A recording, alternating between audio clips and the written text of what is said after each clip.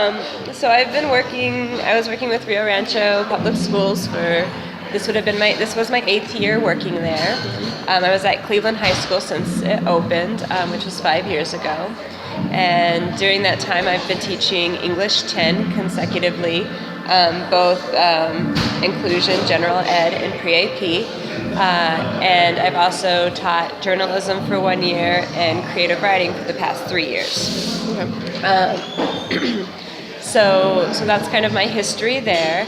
I've seen lots of my students graduate. I have lots of my students that were also part of my poetry community that were not necessarily in my classes, which is really cool when you have a student that's just like, oh, you changed my life and you did this, and I'm like, you were never my student. I didn't learn your last name until I had to call you up for the open mic, but that's cool. You know, it's better that way. I never had to have conversations with your parents about your failing. So that's kind of in my history. I mean, as far as working at Cleveland, it's always been a commute for me because I live in Albuquerque. Oh, wow. And I've always thought about looking other places, but the students kept me coming back. The students really showed an appreciation for me, and they really showed there was a need for me there because I did teach a little bit differently than everyone else, because I did actually care about the students and listen to the students, and they felt my room was a safe place, and there wasn't a lot of other teachers at the school like that. There's a few, but I felt needed there, which is why I continued to stay there.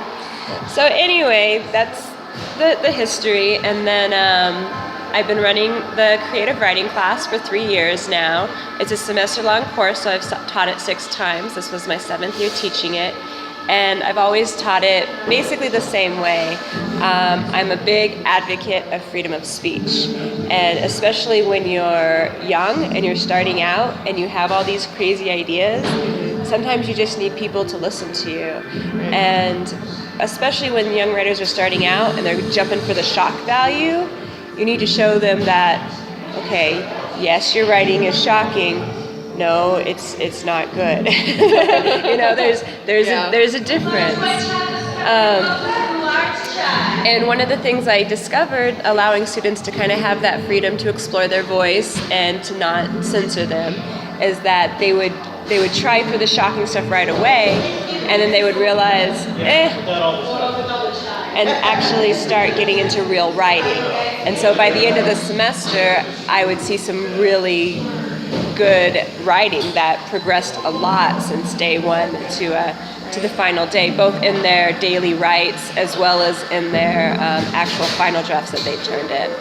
So it's how I've always run my class. It's always been successful in the past. And I've run it in such a way where even students who might not have done well, like I've had students fail creative writing because they just didn't turn in their work. And they're still just like, this is the best class ever. And I was like, but you failed it. Why, did you do any writing? They're like, oh yeah, I wrote all the time. I just didn't turn it in. I'm like, okay, well, I would have liked you to have passed the class since you say so much you enjoy it. But I digress. Anyhow, in this particular situation, same rules applied, and it was the same order of assignments. I start with a brainstorm, then I give examples, and then I have them do their rough draft, then I have them workshop with each other, and then they turn in and then I give them a day to type their final draft, and they turn it in the next day. So this particular incident happened during the first nonfiction assignment. It's a very simple assignment where students had to take a known legend, myth, cultural story, fairy tale, anything like that, and rewrite it into modern times. Very simple. You see it all the time. Sure. You know, Into the Woods, The Flash. It's constantly happening. Once Upon a Time. Once Upon a Time. Yeah, and we did that one day. We went through all the lists of modern day examples. But I give them freedom of choice. So I'm like, all right, there's your assignment. Go with it. Run with it. Yeah. So they had a day to do the rough draft, and then I asked them to type it over the weekend so that we could do workshops on Monday. And the thing about teaching a class where you have freshmen to seniors and you have all different ability levels is that you have some students that are there very much prepared, and they're very much like, I have my story, I'm ready to work on my story. And then you have students that are like, yeah, there was a story today. So what usually happens on workshop days is the students that have their stories get to go out to the commons area, they share their stories, they discuss their stories, look for grammatical errors, how to make it better, etc. Whereas there's usually a percentage of the class that are like, can I stay in here and type the story? And it's like, of course, yeah. Type it, it's due tomorrow. So that was the situation. Well, in this particular instance, I didn't hear anything about it the day everything kind of went normal. And then the next day, I received an email, not to me, but to the counselor, to a student's counselor, saying that the student was offended by something that they read in class and they wanted to switch classes. And the principal's remark was very much like, how do you feel about this? And I was like, well, frankly, I have 35 kids in that class. I have kids sitting at the computers. If someone doesn't feel comfortable and wants to switch classes, by all means, it's, that's their right. They should be able to. Anyway, and I continued teaching for about 2 or 3 more days before I was called in and put on administrative leave to be investigated. And I was sent home, and basically no word. Basically, just we'll call you, which is a very stressful thing to do. I mean, even though it was paid leave, which I appreciated, it was still like, do I work tomorrow? I don't know. I guess I'll just sit here and wonder. And if I do go to work tomorrow, what do I teach? What am I going to be walking into? Yeah. So that went on for 3 weeks. Wow. After 3 weeks, I was called into the office, and I was given a letter of reprimand. And they said that I had violated 2 policies, that I had used material for instructional purposes that wasn't approved by the district, meaning the story, the original story about Jesus handing out the weed. Which I was like, but I didn't use it as an instructional. Only 3 people in the class even saw it because those were the only ones in the group. And if I do use student work for an instructional purpose, I never use it the same semester that they turn it in. I use work from previous semesters, and I never name the name of the student. I keep it anonymous. And then the other one was that I had students as friends on Facebook. And since I run this community, this poetry community, there's lots of people on my Facebook page that I know a little bit, that I don't know well. So I was like, all right, I acknowledge this. So I will no longer do peer review in my creative writing class, so that I am no longer using unapproved material for instruction. I was trying to play the game. I mean, okay, I can play the game. And at that point, I had already decided that this would be my last year at Rio Rancho. Wow. So I was like, all right, I can play the game, so no more peer review. And I went through my friend list, and anyone I saw there who was attending Rio Rancho or Cleveland Public Schools, I deleted, which, some of the kids I've known for 4 years, and they're part of my poetry group, and they're like, Ms. G, you deleted me. And I'm like, I didn't, I'm sorry. I had to. They made me. We're still friends, I promise.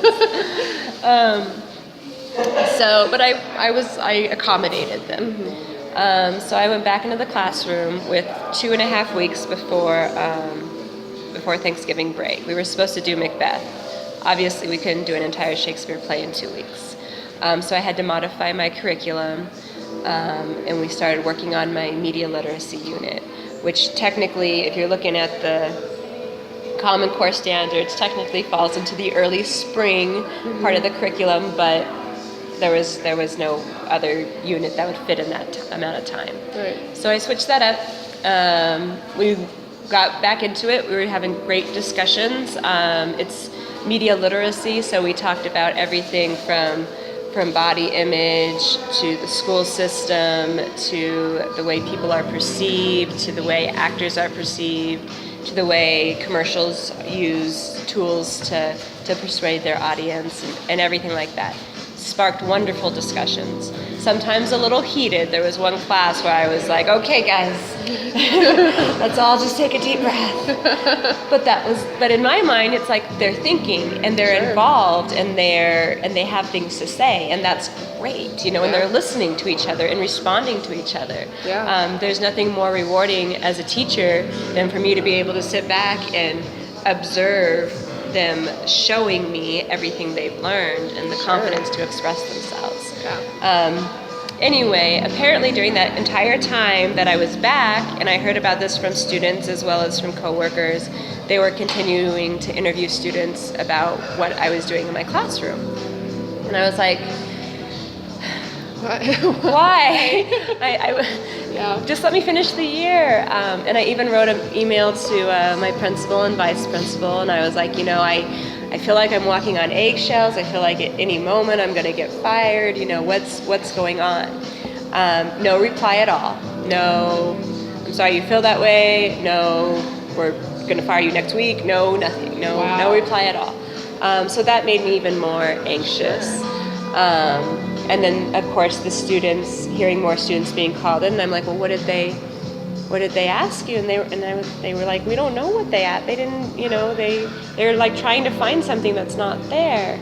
And it got to the point where a few students actually made complaints about the way they were interrogated.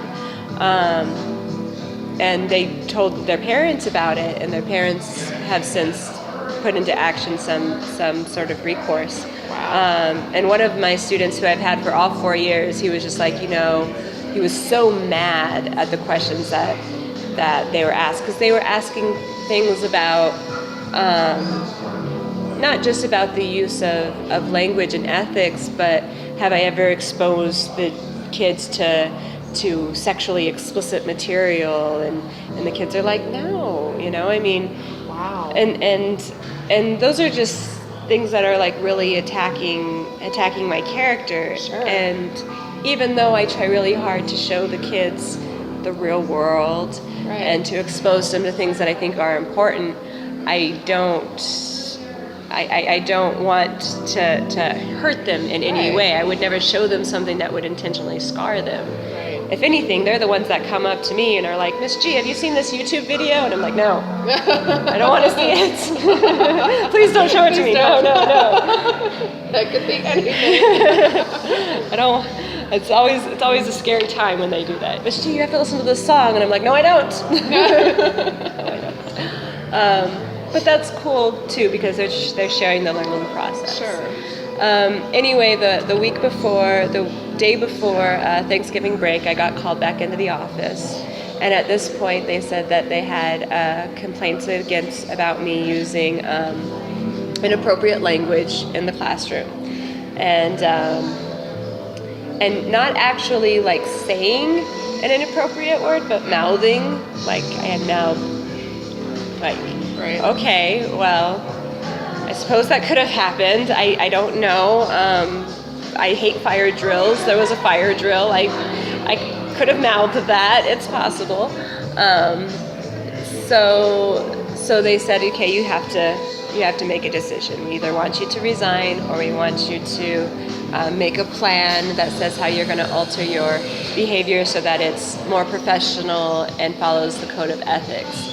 And they weren't really specific about that. And after being employed with them for 8 years, it was kind of like, what do you want me to do? I've stopped doing peer reviews, which is stupid, but I stopped doing peer reviews to accommodate you. I unfriended anyone attending the school, which again is stupid, but I accommodated you. Well, what else do you want me to do?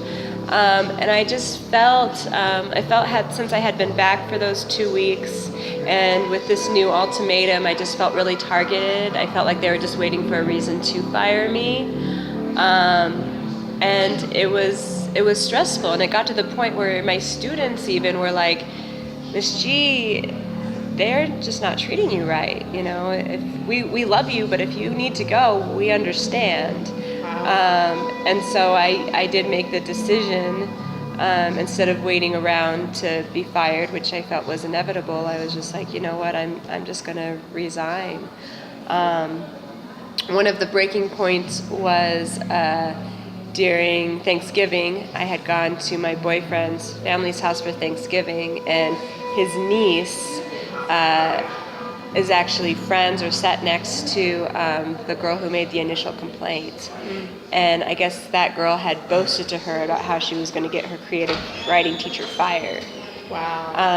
And so my boyfriend's niece, who will be my niece in about 6 months, actually, told me this, and she was like, at the time I didn't know they were talking about you, but then, Grandpa and Grandma said they were talking about you, and I was just like, yeah, well, apparently it was personal. Apparently it wasn't just this person's a problem. It was a student who was actively trying to get her teacher out of there, and she did.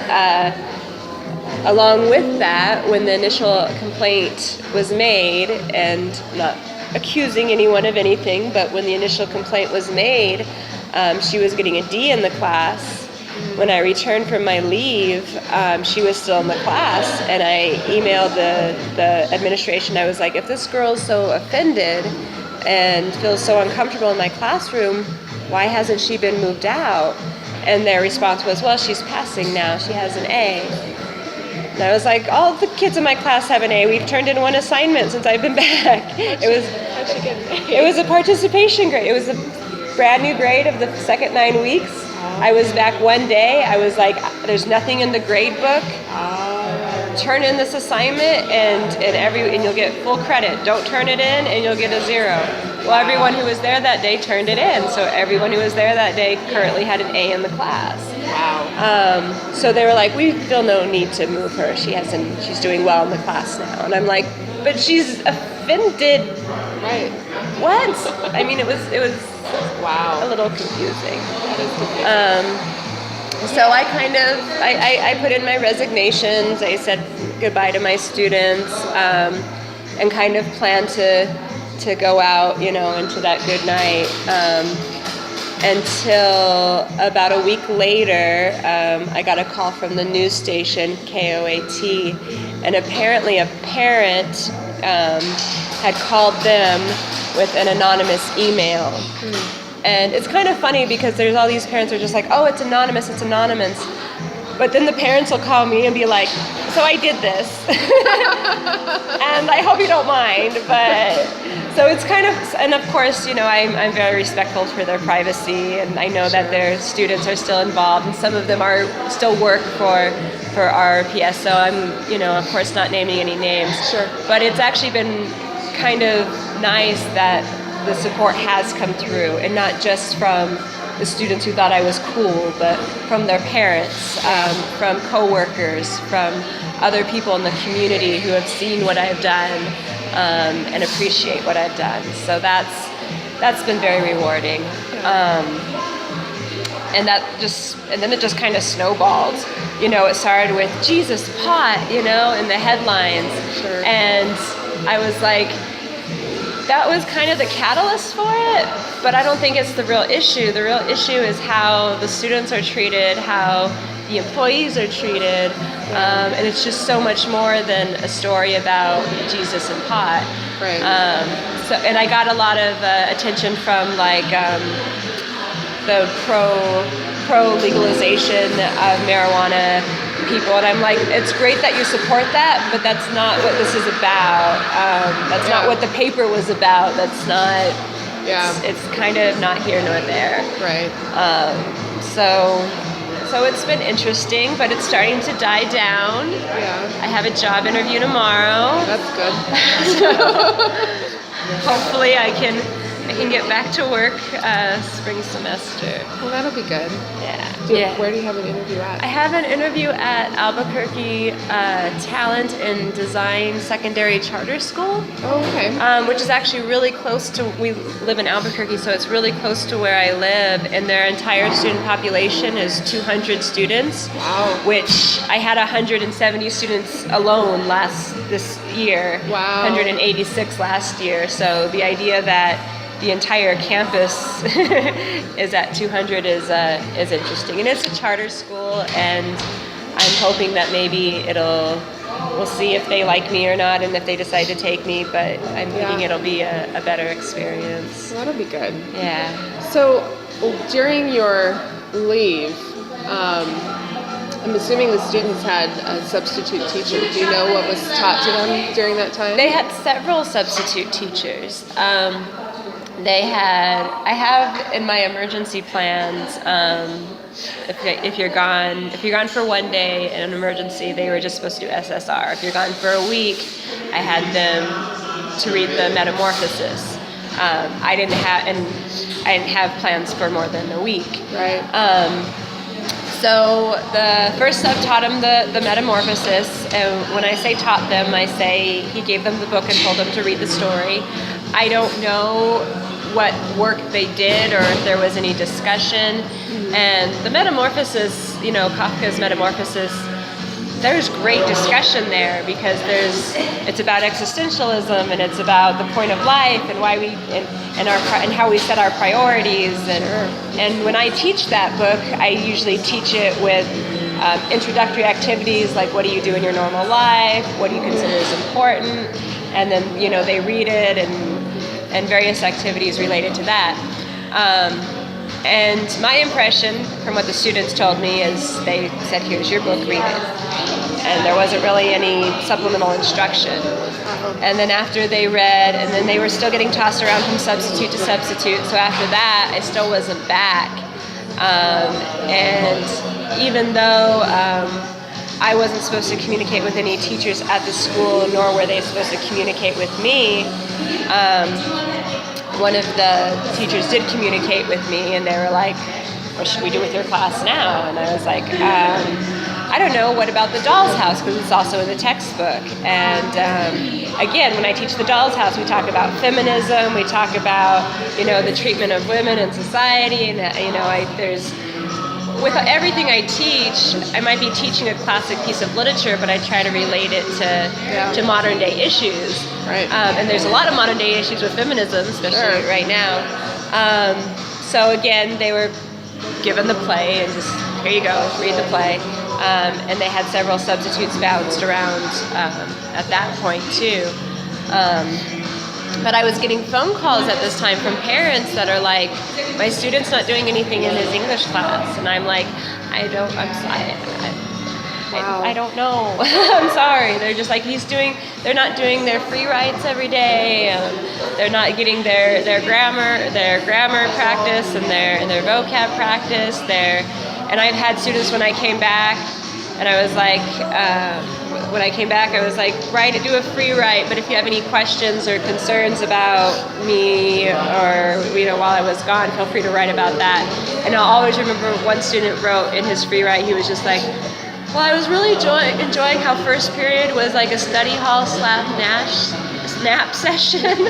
Now I guess you're back, so I guess we're all going to have to go and actually do work, which I guess we need for the EOCs, but, and I just kind of chuckled to myself because and when you don't have a teacher there, when you don't have somebody who's qualified and who the students respect, they're not going to do the work. I mean, I've been teaching long enough to know that they're not going to do it. They see a sub, they see a free day. Yeah. They sneak out when the sub's not looking. They play tricks. I'll always remember I had a student about 3 years ago who convinced the sub that she was an Italian exchange student and only spoke to her in Italian. And the sub was like, I don't know what you're saying. And she was trying, and like the other students all went along with it. Of course, they're just like, oh, she's asking if she could go to the bathroom, She only speaks Italian. And I got back and I was like, that's terrible. Never do that again. But really.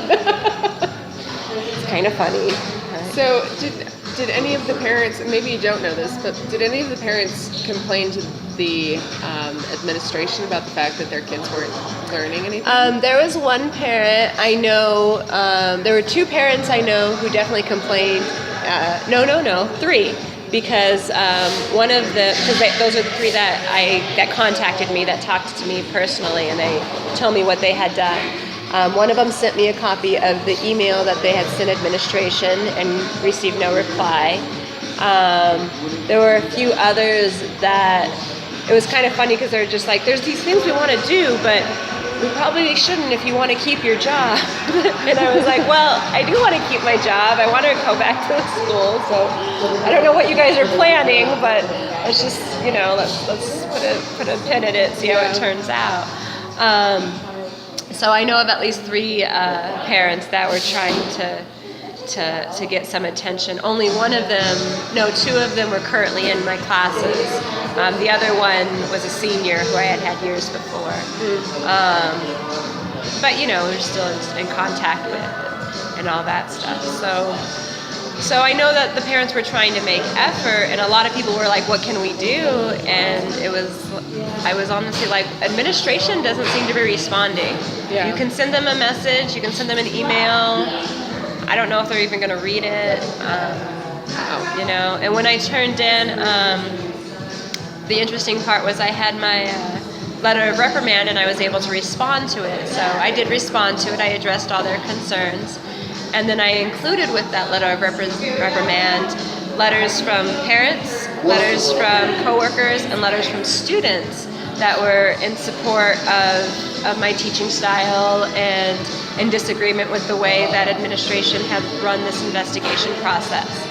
And the interesting thing about that is on Monday when I went to HR to look at my files, because they were making claims that I was unaware of, none of those letters were in there.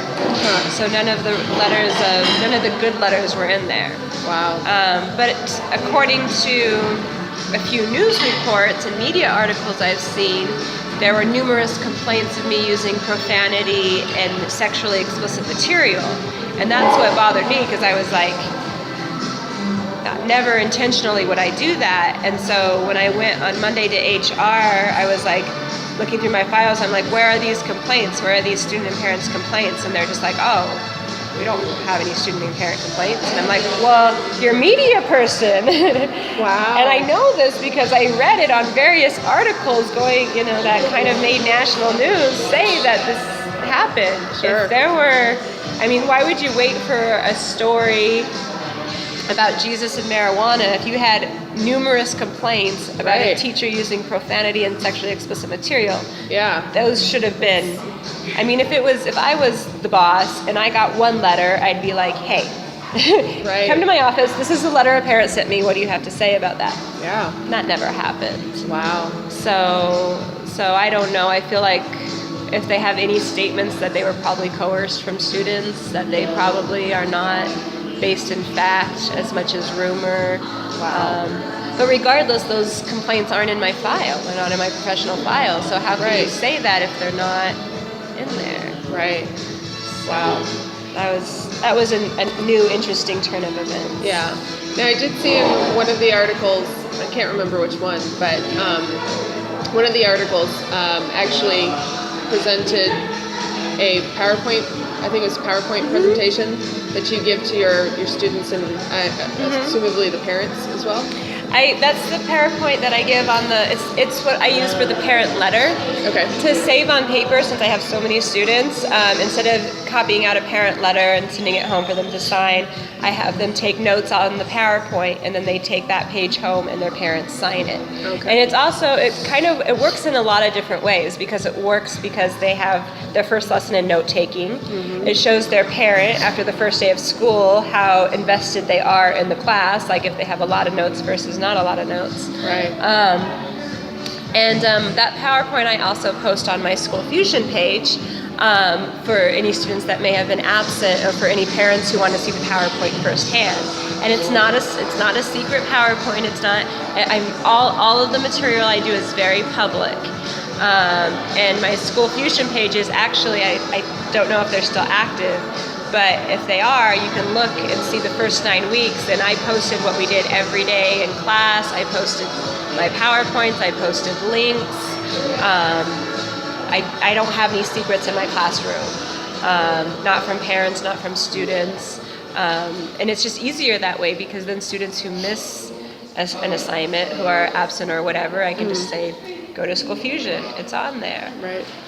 Unfortunately, when I get back, I didn't have the same access to School Fusion And I did post, when I turned in my official resignation, I posted a statement that was like an apology to my students on my School Fusion page, which was promptly erased. Oh.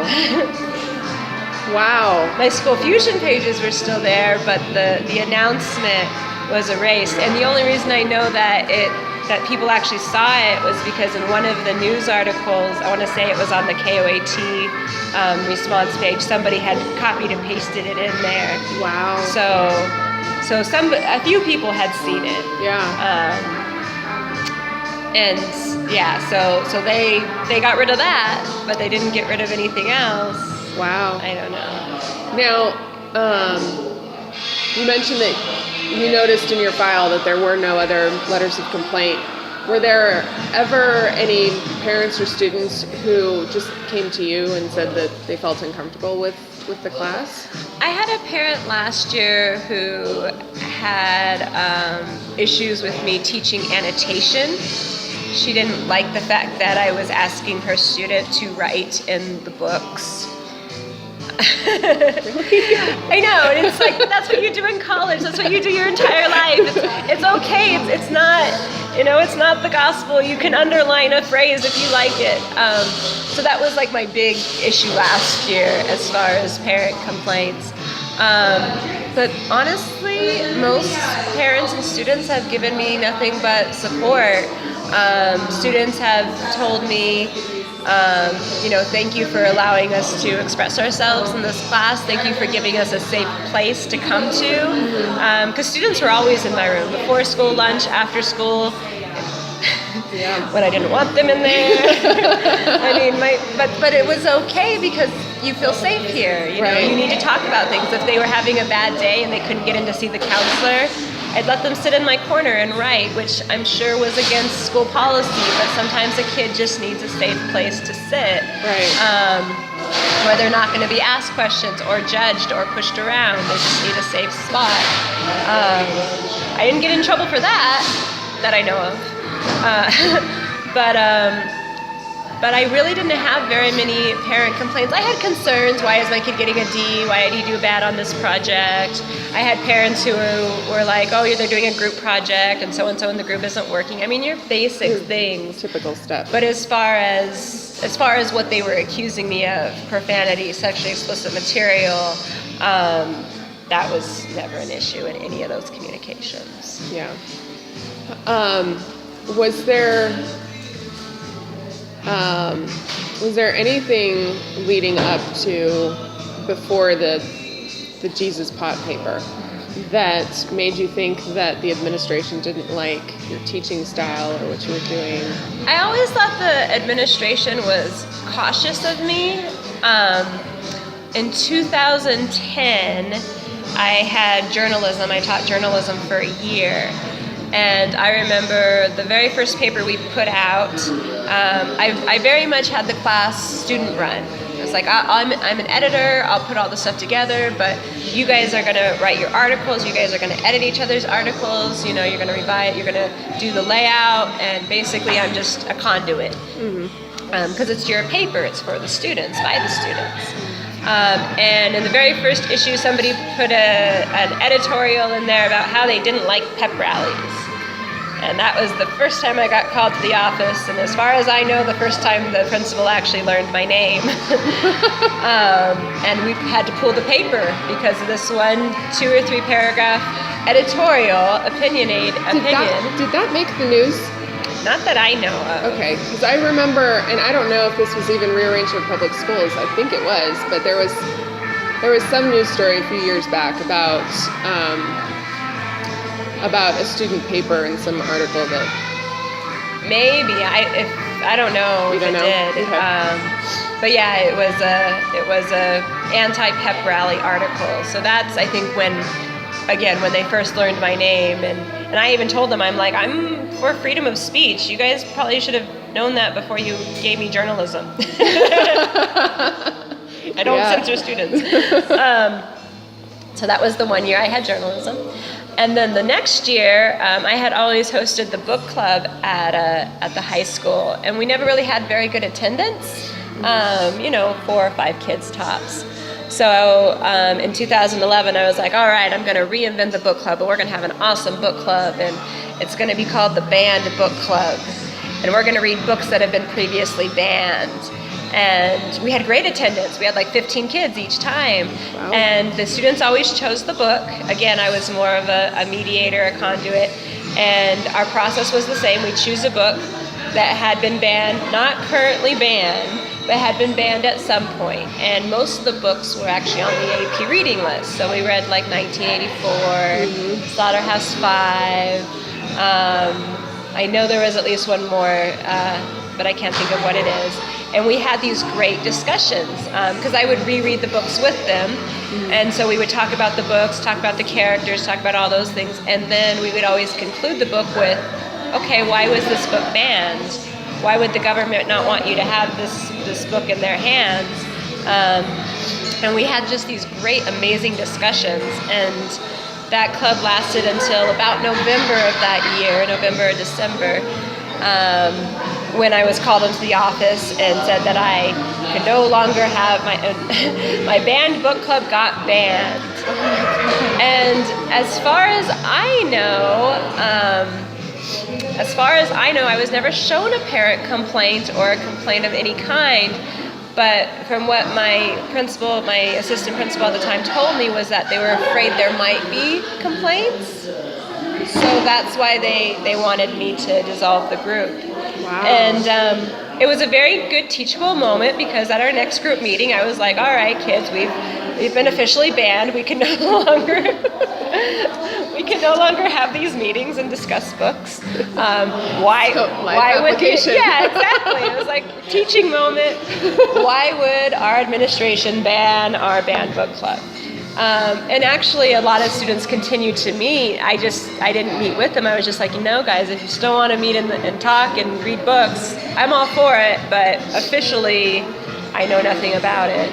And they did for a while, which was great because that was the thing, is it was for them. It wasn't about me. It was something they wanted to do and something I created a safe space for them to practice. And then they had to, do it in secret. Which underground banned book club. Right. And I even talked with people in the library because I work with Loma Colorado Library a lot, and they're like, we have banned book club week once a year in celebration of these. What you can't do a banned book? I mean, there was a lot of people that were just like, what? So do you think it was because the teacher was facilitating it? I don't know. But if a teacher hadn't been facilitating it, they wouldn't have been allowed to meet on campus. Oh. So that was the only way for them to have a public meeting. So there's a lot of controversy right now, just in general, about Common Core and federal standards and what it's doing to our kids. And so what do you think is... First of all, what do you think your role as an English teacher and a creative writing teacher is in teaching your students? What are your goals for your students? And then do you think that just the standards in general do you think that they're cracking down on kids? Do you think that they're keeping them from being able to express themselves and that sort of thing? I think as far as my creative writing classroom, since it is an elective, it's not worth anything other than an empty elective. It's just like being an office aide.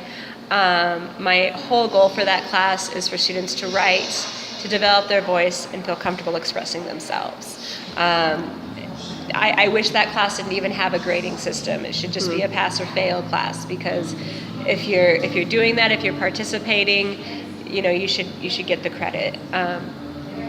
For my English class, I try to, there is a curriculum that was created by the district, and so I do my best to follow that. But my ideals are kind of still the same, and even though they'll want me to emphasize a certain type of literature, nonfiction over fiction, or, depending on what time of the year it is, my theme, and I tell the students the first week of school, I want you guys to become critical thinkers. I want you to read this and look at it and not worry about whether you're right or wrong. but think deeper about it. You know, the curtains are blue. Yeah, I love that meme. The curtains are blue. Maybe they're just blue because they happen to be blue, but maybe there is another reason. And before you write it off as there not being another reason, I want you to actually think about that and consider the different possibilities of why those curtains might be blue, whether you're right or wrong, whether it's what the author intended or not, because you're making meaning out of it now. It's not the author's work anymore. It's up to you. And so those were some of the ideals I tried to instill in my English class. The Common Core itself, the actual list of Common Core, is not, I didn't feel like it was nearly as intimidating as it is in the math world, to be perfectly honest, because a lot of the ideals on the Common Core, it's more skills-based. I believe in skills-based teaching. I don't believe that you have to memorize the entire text of Macbeth for the test. That's not going to make you a more insightful person. The skills that you practice are going to make you more insightful. So Common Core itself, it was an adjustment, but I was okay with it. It was like, all right, we can do this. Unfortunately, the incorporation of the PARC exam and the new EOCs, I think, are what are really detrimental to the students. Having students so incredibly stressed out about a test, 15-year-old kids up all night studying for a test, I think that's detrimental to them. I think that's not good. The way the PARC is, I don't even know how they're going to create the PARC exam with the whole everything computer-based and all the students there. And what about the students that aren't computer savvy? You can't assume that every student knows how to use a computer or a computer program just like that. So those are the problems that I have with the education system, and the problems I've seen with teachers, because the teachers are freaking out. Yeah. And they're just like, I need my kids to pass the test, and my kids aren't ready to pass the test, and they're not ready, and we can't do something fun because my kids aren't prepared for the test. And it's like, okay, but the test isn't the only thing. Right. And frankly, we all went to high school at one time. Of all the things I remember, the testing wasn't really like the most important part of it. It was part of it, I remember taking a test once, I think, I don't know. But it's the other things that you learn in high school. It's the social experiences, it's the real life applications, the skills, the first jobs, the people who encouraged you. Right. Those are the things that you should take away from high school. So I think that the school's priorities are pretty backwards. And I think that we do a big disservice to our students in the way we continue to push them along, because if a student fails 10th grade English, they're still put in 11th grade English the following year. They are a credit behind. They probably have to take credit recovery or take English 2020 at Independence or at night school or something.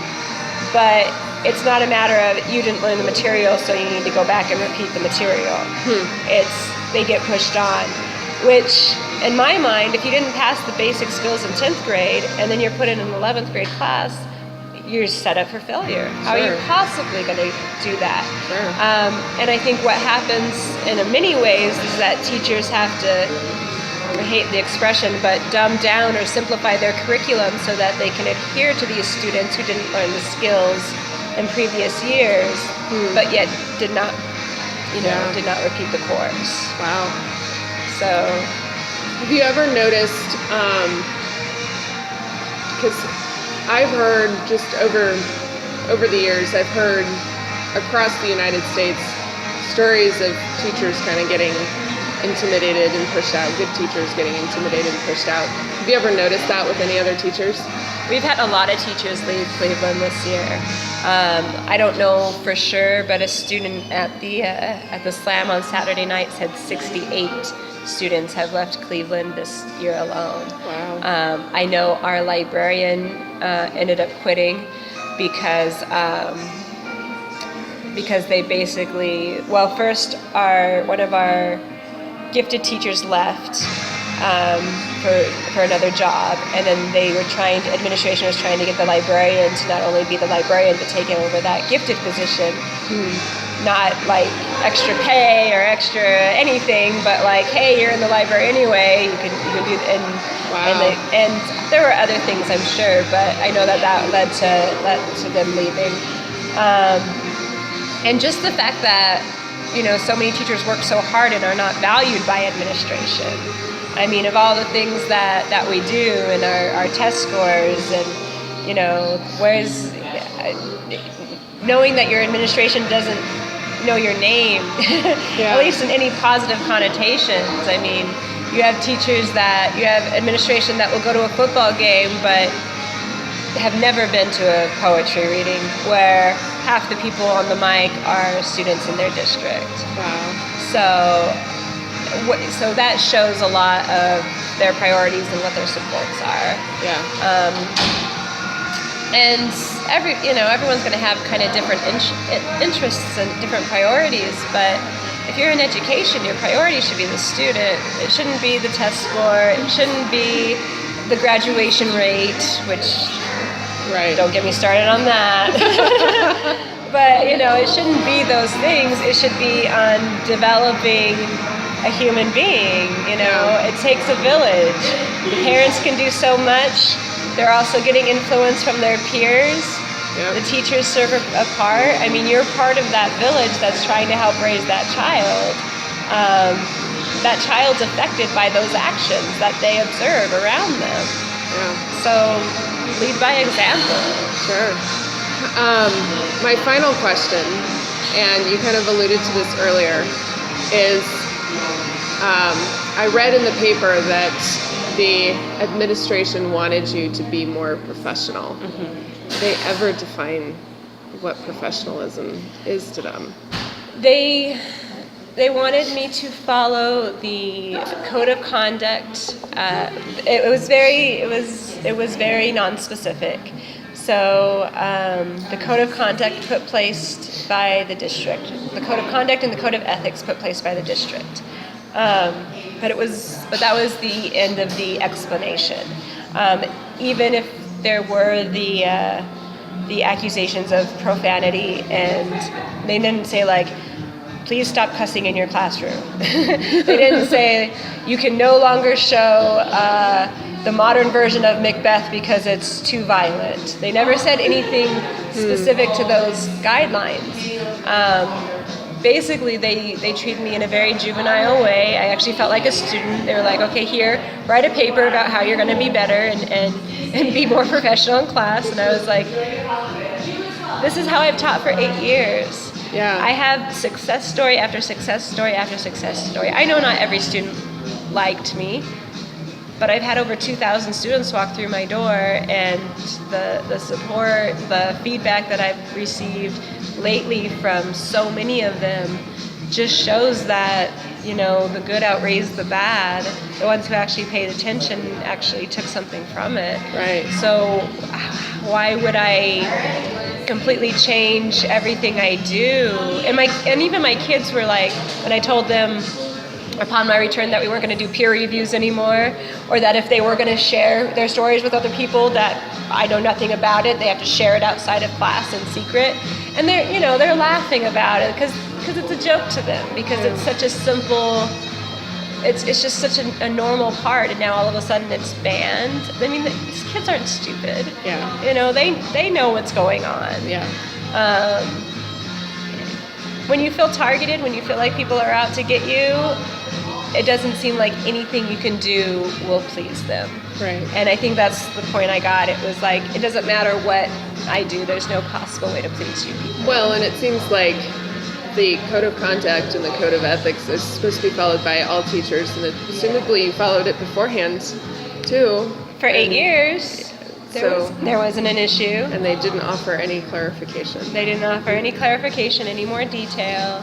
And frankly, if they're going to accuse me of using profanity, I've had students tell me that teachers and coaches have been not only used profanity in front of them, but have degraded students in front of them, have put students down. I think that's terrible. Yeah. I mean, and it happens. It happens all the time. Yeah. I don't Well, know. when I was in high school, I remember there was a culture, particularly in male athletics, that, you know, Yeah. you had a lot of that, you know. Yeah, and I think it's in female athletics too. Really? At least at our school. I mean, because just from what students have told me, you know, there's still a fair amount of discrimination and racism in that school system, and it peeks its head out every now and then. And right now there's too much tolerance for it. Yeah. And I didn't allow that in my classroom. I was like, hey, don't say that. That's not okay. I don't care if you were kidding. It's, you know, you might offend somebody. That's when it came to statements of insult or derogatory statements. Whereas in other places in school, oh, yeah, we were just joking. You know, I just think that there's some words that shouldn't be used anymore. Sure.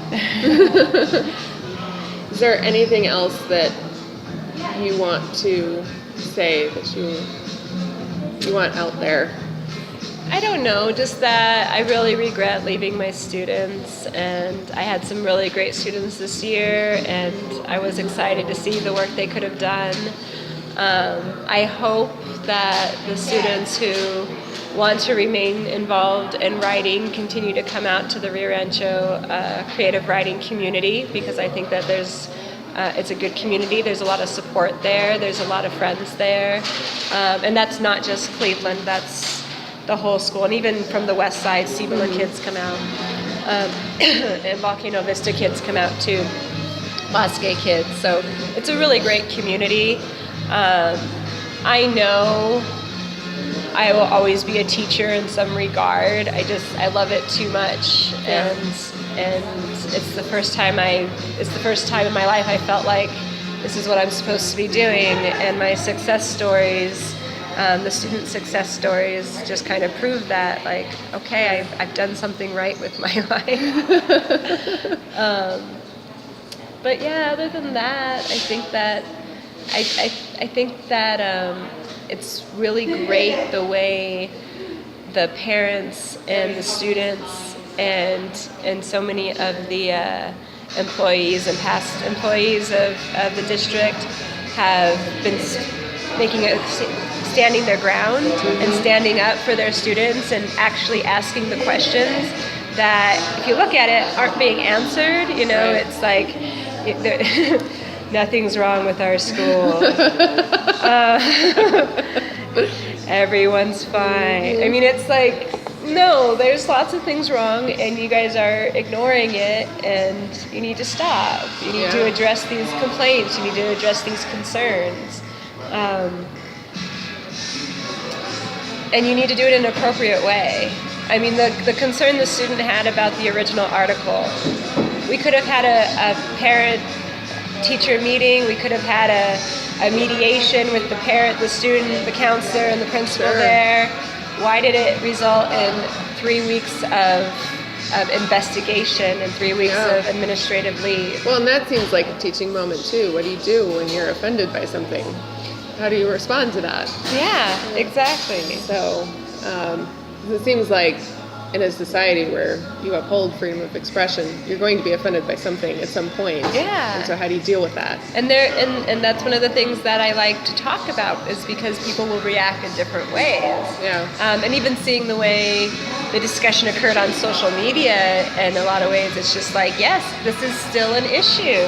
So let's talk about it. Let's make it into an issue. Let's not just cover it up and push it aside. Let's have those discussions. Especially for the kids, you know, for someone who's been around a while, it's like, oh, freedom of speech again, blah, blah, blah. But if you're 15 and this is the first time you've encountered it firsthand, Right. this is a good chance for you to learn something that you haven't learned before. Yeah. And I think that we often forget because we've had experiences and people older than us have had experiences and people in the media, everyone's had experiences. We forget that for a lot of these kids, it's their first time. Yeah. Dealing with these issues and thinking about these issues. Things that we've taken for granted because we've experienced them before. Yeah. Do you feel that critical thinking in general has become sort of a lost art in our culture? Totally. And that's one of the things I try so hard to instill in the students.